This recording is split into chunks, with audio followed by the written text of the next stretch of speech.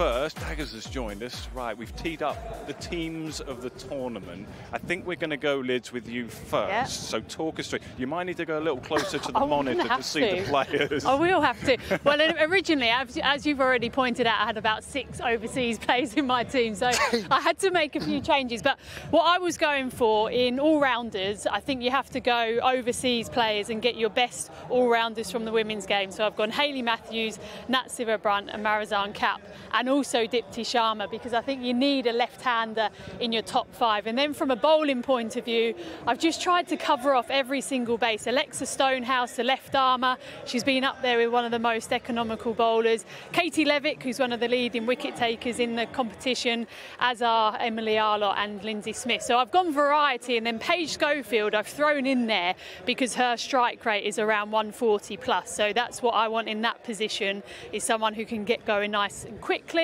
and the best wicketkeeper in the world, Amy Jones. And she did that well, Paige Schofield, right at the start of the tournament when Jamari Atapatu wasn't available because of the Asia Cup. She was right at the top of the order, and she kind of announced herself there and hasn't really let go of that. So poor old Tammy, though. I don't know where Tammy is. Poor old Tammy doesn't make your side. I mean, runs in the final, or going to the final run yesterday. Well, maybe at the end she might be able to knock out Danny Wyatt. She's given her a look from the pot. Well, she'll be giving you a look as well. She will be as well. Let's have a look at your side. Yeah, let's have a look at my side, which I think is a side that would decimate Lydia Greenway's side. Wyatt and Matthews at the top. I needed a proper captain in Heather Knight and Nat Sciver-Brunt. Sarah Bryce has had a sensational year with the gloves and also has won a game with the bat as well, Marizanne Kapp. I agonised over my third overseas player, but I think Jess Jonathan has provided the missing piece the Welsh Fire have needed, and both with bat and ball and experience.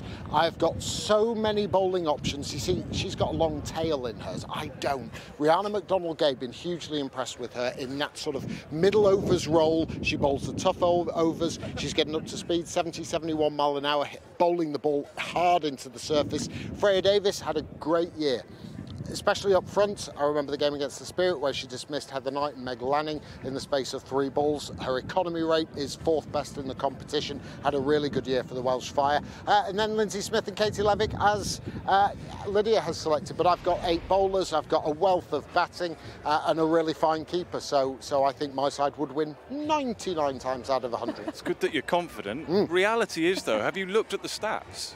Yes. The MVP for the women's tournament. Yes. Oh, we've missed her out, haven't we? Annabelle Sutherland. Annabelle Sutherland. Well, you didn't miss either team. I didn't miss her out in the first game. Yeah, of course, yeah. Where she had Phoebe Litchfield, Annabelle Sutherland and Dipti Sharma, etc. It got a little lost in communication, didn't it? I mean, she had 25 players as well. But anyway, either that. Why has Annabelle Sutherland not made the cut? Well, the reason for me is because I had Nat Sciver-Brunt and Marizanne Kapp in there. So they're my sort of gun all-rounders. And then I feel you have to have another overseas who probably offers you a bit of spin and left-hand batting, which is obviously Dipti Sharma for me. And then Hayley Matthews, I wanted someone who can bowl in the power play, because she just does that so well. I think for me it was more of a sort of a look at what they have brought to their sides. And Annabelle Sutherland has had just a starring tournament, and it's brilliant to have someone of her calibre over here playing for the Northern Superchargers.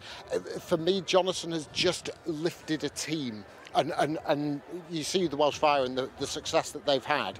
You need your overseas players to inspire the rest of your team as well. And yeah, she might have had slightly better supporting cast, but for me, she was the one that has won the games with her know-how and her nous, and has lifted those around her. And it was, you know, flick of a coin to decide whether it would be Jonathan or Annabelle Sutherland, but I like the left arm spin option she gives me and the left-handed bat.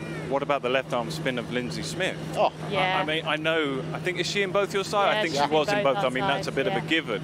But how impressive has she been throughout? Oh, she's been brilliant. And I think if Sophie Eccleston ever goes down, I don't think England should be too worried. I know we do big up Sophie Eccleston a lot, and there's good reason for that, because she is one of the best bowlers in the world. But actually, if she got injured at any point, they have Lindsay Smith ready and waiting. They also have Kirsty Gordon, Caris Pavley, who we'll see later today for the Birmingham Phoenix. So it's good signs that there are so many good left-arm spinners now in England, which is really exciting. Well, and also the youngsters as well, Sophia Smale, TCC, Tilly Coleman, 16 years old. You know, there is a wealth of left-arm spin options should the worst happen. On the flip side for them, you know, Sophie is out with a viral illness at this moment in time. She doesn't miss many games for England. She's only, what, 26 years old? I think she only missed 1 in the 100 prior to this. Yeah. So opportunities for a left-arm spinner in the England side are going to be pretty limited when you've got the world's #1 in 2 formats.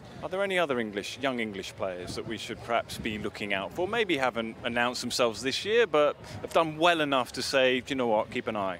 Yeah, I mean, Daggers has already mentioned today. I think Grace Scrivens has done well this year. I think given a different role and probably a challenge for her in terms of an attacking opening batter. She's a left-handed batter, and I think for her, opening the batting has just taken her T20 game up a notch because she's had to be more aggressive and take on those positive options a bit earlier. So for me, someone like Grace Scrivens, I think has, as you say, not blown the competition away, but she's certainly put her name on the radar. I mentioned about Rihanna McDonald-Gay. I was hugely impressed with Alexa Stonehouse as well. I think she's bowling the ball into the surface a little bit harder now. She's still getting that in swing. She's dangerous with the new ball up front. There's one player who I'm really gutted hasn't played for the London Spirit, and that's Ellie Anderson. And looking from a bowling perspective, right arm, got some pace, got really good variations. Perhaps we'll see her in the next edition of the 100.